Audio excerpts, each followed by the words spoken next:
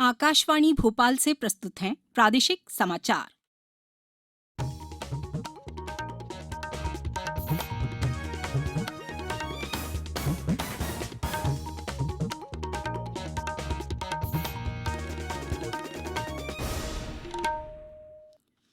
नमस्कार, समाचारों के साथ मैं राना शाहिद। पहले एक अपील। देश भर में 18 वर्ष से अधिक आयु वर्ग के लिए सरकारी केंद्रों में निःशुल्क कोविड टीकाकरण अभियान जारी है। युवाओं से आग्रह है कि टीका जरूर लगवाएं और अन्य लोगों को भी इसके लिए प्रोत्साहित करें। जब तक आवश्यक न हो, घर से बाहर न निकलें और सुरक्षा के 3 सरल उपायों का पालन करें। मास्क लगाएं, 2 गज की सुरक्षित दूरी बनाए रखें, हाथ और चेहरा साफ रखें। कोविड संबंधी जानकारी और मार्गदर्शन के लिए राष्ट्रीय हेल्पलाइन नंबर 011-2397-8046 और 1075 पर संपर्क करें। सबसे पहले मुख्य समाचार। केंद्रीय मंत्रिमंडल ने नीमच रतलाम रेल लाइन के दोहरीकरण की परियोजना को दी मंजूरी।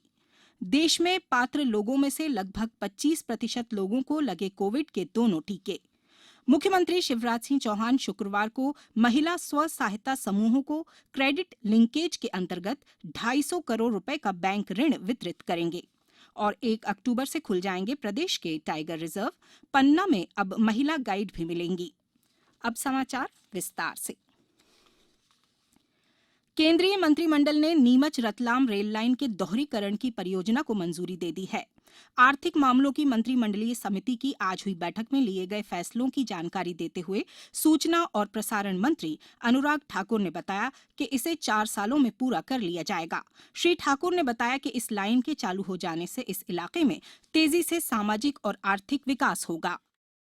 नीमच रतलाम की जो लाइन है, इसकी डबलिंग की मंजूरी दे दी गई है। 133 किलोमीटर की रेलवे लाइन के ऊपर लगभग 1096 करोड़ रुपया डबलिंग पर खर्च होगा। चित्तौड़ और उसके साथ लगते आसपास के क्षेत्रों में जो सीमेंट का उद्योग है, टेक्सटाइल उद्योग है, टूरिज्म और अन्य यातायात की सुविधाओं को बढ़ाने के लिए डबलिंग बहुत महत्वपूर्ण थी।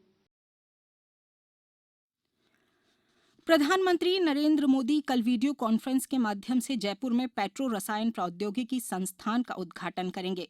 वे राजस्थान में बांसवाड़ा, सिरोही, हनुमानगढ़ और दौसा जिलों में 4 नए चिकित्सा महाविद्यालयों का शिलान्यास भी करेंगे। यह चिकित्सा महाविद्यालय केंद्र प्रायोजित नए विश्वविद्यालय रेफरल अस्पताल स्थापित करने की योजना के तहत स्वीकृत किए गए हैं। योजना के 3 चरणों में देश भर में 157 नए चिकित्सा महाविद्यालय स्वीकृत किए गए हैं। कोविड टीकाकरण अभियान में एक और महत्वपूर्ण उपलब्धि हासिल करते हुए देश में पात्र लोगों में से लगभग 25% लोगों को कोविड के दोनों टीके लगाए जा चुके हैं। अब तक 87 करोड़ 66 लाख से अधिक कोविड रोधी टीके लगाए गए हैं। कल संक्रमण के नए मरीजों की संख्या 20,000 से कम रही। वहीं पिछले 24 घंटे में 28,000 से अधिक मरीज स्वस्थ हुए हैं। उधर गृह मंत्रालय ने राज्यों से कहा है कि वह आगामी त्योहारों के मद्देनजर कोविड की रोकथाम के नियमों का पालन सुनिश्चित करें। राज्यों से यह भी कहा गया है कि वह प्रत्येक जिले में संक्रमण की दर, अस्पताल और आईसीयू में बिस्तरों की संख्या बढ़ाने के उपायों पर नियमित रूप से कड़ी नजर रखें। राज्यपाल मंगूभाई पटेल ने कहा है कि विश्वविद्यालय वर्ष का अकादमिक कैलेंडर घोषित करें। वह आज राजभवन में मध्यप्रदेश आयुर्विज्ञान विश्वविद्यालय जबलपुर की समीक्षा कर रहे थे। राज्यपाल ने कहा कि विश्वविद्यालय में रिक्त पदों की पूर्ति के कार्य तेजी से किए जाएं। उन्होंने कहा कि लंबित परीक्षा परिणामों को सूचीबद्ध कर समय सीमा तय की जाए। विश्वविद्यालय का आंतरिक और बाहरी ऑडिट भी शीघ्र कराया जाए। राज्यपाल ने विद्यार्थियों को अंक सूची और प्रमाण पत्र सहजता से उपलब्ध कराने के लिए तकनीक का उपयोग करते हुए व्यवस्थाएं करने के निर्देश दिए। अब समय है अमृत महोत्सव क्विज का। आजादी के अमृत महोत्सव के अवसर पर हम अपने श्रोताओं के लिए एक क्विज यानी प्रश्नोत्तरी प्रतियोगिता चला रहे हैं। इसमें मध्य प्रदेश में स्वतंत्रता संग्राम, स्वतंत्रता सेनानियों, प्रदेश के इतिहास, भूगोल, पर्यटन स्थलों और अन्य घटनाओं से संबंधित एक प्रश्न हर बुधवार पूछा जा रहा है। इस बार का सवाल है, मध्य प्रदेश के पहले मुख्यमंत्री कौन थे? आप इस प्रश्न का उत्तर हमारे ईमेल आकाशवाणी समाचार quiz@gmail.com या हमारे व्हाट्सएप नंबर 9589943350 पर दे सकते हैं। उत्तर के साथ प्रश्न का क्रमांक, अपना नाम, पूरा पता, मोबाइल नंबर और अपना एक फोटो जरूर भेजें। सही उत्तर देने वाले श्रोताओं में से भाग्यशाली विजेता का नाम अगले दिन गुरुवार शाम 7 बजे प्रसारित होने वाले समाचारों में घोषित किया जाएगा। इसके साथ ही विजेता का नाम और फोटो आकाशवाणी समाचार के सोशल मीडिया हैंडल्स पर भी साझा किया जाएगा। प्रश्न एक बार फिर सुन लीजिए। मध्य प्रदेश के पहले मुख्यमंत्री कौन थे?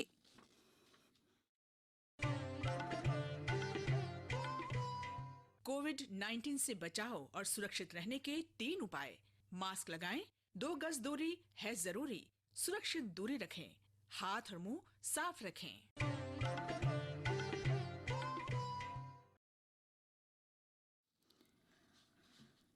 मुख्यमंत्री शिवराज सिंह चौहान 1 अक्टूबर को शिवपुरी में जन कल्याण और स्वराज अभियान के तहत महिला सशक्तिकरण कार्यक्रम में महिला स्व सहायता समूहों को क्रेडिट लिंकेज के अंतर्गत 250 करोड़ रुपए का बैंक ऋण वितरित करेंगे। इससे प्रदेश की 20,000 महिला स्व सहायता समूहों को सीधा लाभ मिलेगा। साथ ही सहरिया, बैगा और भारिया जनजाति की 2,27,000 से ज्यादा महिलाओं को 22 करोड़ 77 लाख रुपए का आहार भत्ता और बाढ़ पीड़ितों को राहत राशि का वितरण भी किया जाएगा। बारिश में 3 माह तक बंद रहने के बाद अब 1 अक्टूबर से प्रदेश के टाइगर रिजर्व के कोर एरिया खोलने की तैयारियां पूरी कर ली गई हैं। खास बात यह है कि इस बार पन्ना टाइगर रिजर्व में पुरुष गाइड के अलावा महिला गाइड भी तैनात की गई हैं। पन्ना टाइगर रिजर्व के फील्ड डायरेक्टर उत्तम कुमार शर्मा ने बताया कि यहां मंडला प्रवेश द्वार और हिनौता प्रवेश द्वार पर्यटकों के लिए 1 अक्टूबर से खुल जाएंगे। 1,598 वर्ग किलोमीटर में फैले पन्ना टाइगर रिजर्व में 70 से भी अधिक छोटे बड़े बाघ हैं। यहाँ की खास पहचान विलुप्त प्रजाति के दुर्लभ गिद्ध भी हैं, जिनकी 9 में से 7 प्रजातियां इस टाइगर रिजर्व में पाई जाती हैं।